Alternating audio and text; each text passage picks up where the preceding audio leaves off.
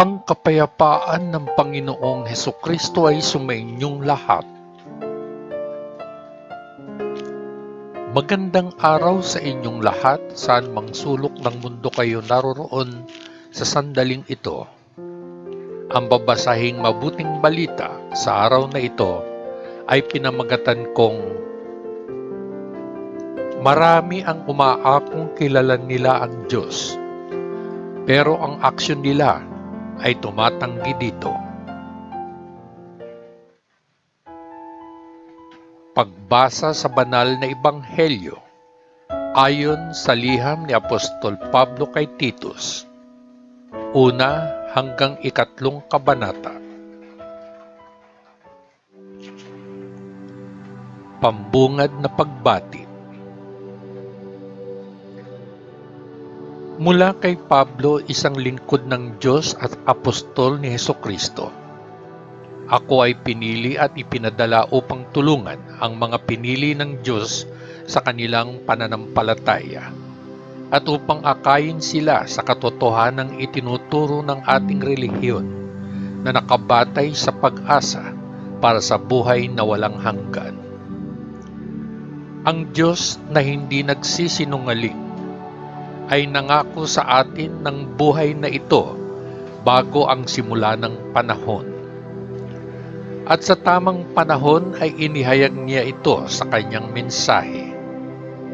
Ito ay ipinagkatiwala sa akin at ipinahahayag ko ito sa pamamagitan ng utos ng Diyos na ating tagapagligtas.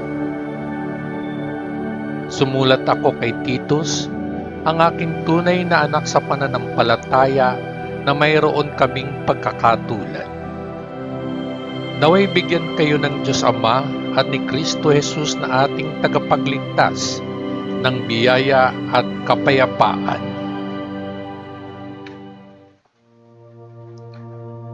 Ang gawain ni Titus sa Krete. Iniwan kita sa Kreta upang maiayos mo ang mga bagay na nangangailangan pang gawin at magtalaga ng mga nakatatanda sa simbahan sa bawat bayan. Tandaan ang aking mga tagubilin. Ang isang nakatatanda ay dapat na walang kamalian, isa lang ang kanyang asawa, at ang kanyang mga anak ay dapat na mananampalataya at walang reputasyon na marahas o swail. Sapagkat dahil ang isang pinuno ng simbahan ay namamahala sa gawain ng Diyos, siya ay dapat na walang kamalian. Hindi siya dapat maging arogante o mainiti ng ulo, o isang lasenggo o marahas o sakim sa pera. Siya ay dapat na mapagpatuloy at mahal kung ano ang mabuti. Dapat siyang mapagpigil sa sarili, matuwid, banal at disiplinado. Dapat niyang panghawakan ng mahigpit ang mensaheng mapagkakatiwalaan at sumasang-ayon sa doktrina. Sa ganitong paraan, mahihikayat niya ang iba sa pamamagitan ng tunay na pagtuturo at maipapakita din ang kamalian ng mga sumasalungat dito. Sapagkat marami, lalo na ang mga nagbalik loob mula sa Hudaismo, na nagre-rebelde at nanlilinlang sa iba sa kanilang kalokohan.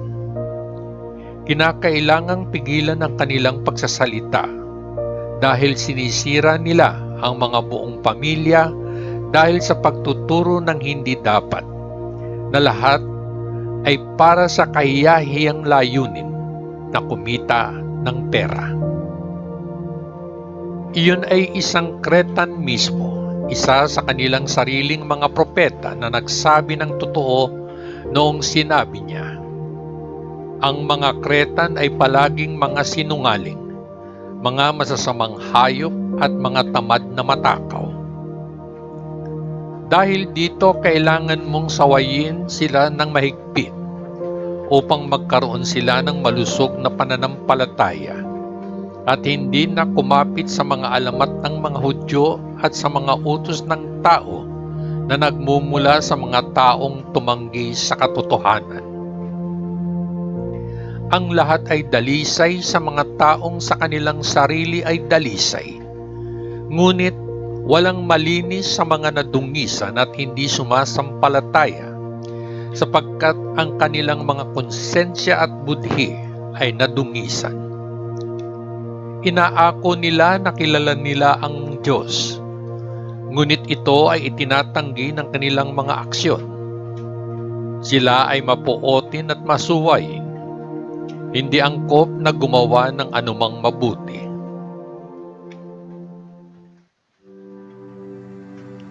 Ang totoong doktrina. Ngunit dapat mong ituro kung ano ang sang-ayon sa totoong doktrina. Turuan ng mga matatandang lalaki na maging mahinahon, makatwiran at mapagpigil sa sarili, upang maging maayos sa kanilang pananampalataya, pag-ibig at pagtitiis. Sa parehong paraan, turuan ang mga matatandang babae na kumilos ayon sa nararapat sa mga babaeng namumuhay ng banal. Hindi sila dapat maging mapanirang puri o alipin ng alak. Dapat nilang ituro kung ano ang mabuti upang sanayin ang mga nakababatang babae na mahalin ang kanilang asawa at mga anak, na maging mabuting may bahay na nagpapasakop sa kani-kanilang asawa, upang walang magsalita ng masama tungkol sa mensaheng nagmumula sa Diyos. Sa parehong paraan, himukin ang mga kabataang lalaki na magpigil sa sarili. Sa lahat ng bagay, ikaw mismo ay dapat maging isang halimbawa ng mabuting pag-uugali. Maging tapat at seryoso sa iyong pagtuturo. Gumamit ng mga totoong salita na hindi mapupulaan, upang ang iyong mga kaaway ay mapahiya sa pamamagitan ng walang anumang masamang masasabi tungkol sa atin. Ang mga alipin ay dapat magpailalim sa kanilang mga amo at magpaupa sa kanila sa lahat ng bagay. Hindi sila dapat sumagot pabalik sa kanila o pagnakawan sila. Sa halip, dapat nilang ipakita na sila ay palaging mabuti at tapat upang magbigay ng karangalan sa pagtuturo tungkol sa Diyos na ating tagapagligtas sa lahat ng kanilang ginagawa. Sapagkat ipinahayag na ng Diyos ang kanyang biyaya para sa kaligtasan ng lahat ng sangkatauhan. Ang biyayang iyon ay nagturo sa atin na talikuran ang hindi makadiyos na pamumuhay at makamundong pagnanasa, at mamuhay na may pagpipigil sa sarili, matuwid at makadiyos sa mundong ito, habang hinihintay natin ang mapagpalang araw na ating inaasahan, kung kailan lilitaw ang kaluwalhatian ng ating dakilang Diyos at tagapagligtas na si Jesucristo. Ibinigay niya ang kanyang sarili para sa atin upang iligtas tayo sa lahat ng kasamaan at gawin tayong isang dalisay na tao na sa kanya lamang at sabik na gumawa ng mabuti. Ituro ang mga bagay na ito at gamitin ang iyong buong autoridad habang hinihikayat at sinasaway mo ang mga nakikinig. Huwag hayaang tingnan ka ng sinuman nang mababa sa kanila. Pag-uugali ng Kristiyano. Paalalahanan ang iyong mga tao na magpasakop sa mga pinuno at mga awtoridad na sumunod sa kanila at maging handa sa paggawa ng mabuti sa lahat ng paraan. Sabihin sa kanila na huwag magsalita ng masama tungkol sa sinuman. Manapay, maging mapayapa at palakaibigan, at palaging magpakita ng magiliw na saloobin sa lahat. Sapagkat tayo ay dating mga hangal, masuwayin at makasalanan. Tayo ay mga alipin ng mga hilig at kasiyahan ng lahat ng uri. Ginugol natin ang ating buhay sa masamang hangarin at inggit. Kinasusuklaman tayo ng iba at kinasusuklaman natin sila. Ngunit, nang mahayag ang kagandahang loob at pag-ibig ng Diyos na ating tagapagligtas, iniligtas niya tayo. Ito ay hindi dahil sa anumang mabubuting gawa na tayo mismo ang gumawa, ngunit dahil sa kanyang sariling awa, kaya niya tayo iniligtas sa pamamagitan ng banal na Espiritu na nagbibigay sa atin ng bagong kapanganakan at bagong buhay sa pamamagitan ng paghuhugas sa atin. Masaganang ibinuhos sa atin ng Diyos ang Espiritu Santo sa pamamagitan ni Hesukristo na ating tagapagligtas, upang sa pamamagitan ng kanyang biyaya ay maituwid tayo ng Diyos at magkaroon ng buhay na walang hanggan na ating inaasahan. Ito ay isang tunay na kasabihan. Nais kong bigyan mo ng espesyal na diin ang mga bagay na ito upang ang mga naniniwala sa Diyos ay magmalasakit sa pagbibigay ng kanilang oras sa paggawa ng mabubuting gawa na mabuti at kapaki-pakinabang para sa lahat.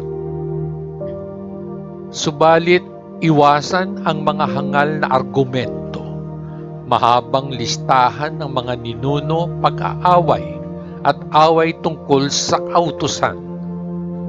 Sila ay walang silbi at walang halaga. Magbigay ng hindi bababa sa 2 babala sa taong nagdudulot ng pagkakabahabahagi, at pagkatapos ay huwag ka nang makialam pa sa kanya. Alam mo namang nasusuhulan ang ganyang tao at ang kanyang mga kasalanan ang nagpapatunay na siya ay mali.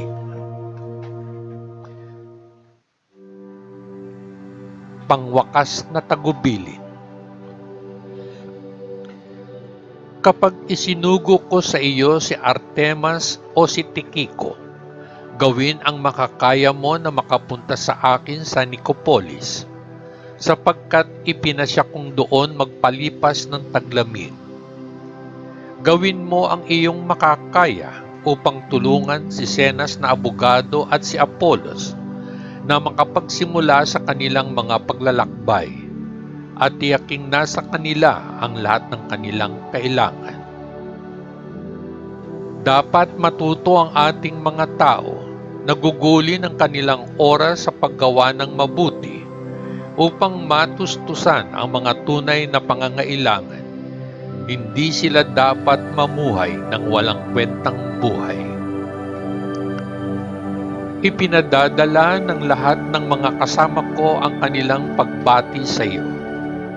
Ibigay ang aming mga pagbati sa ating mga kaibigan sa pananampalataya.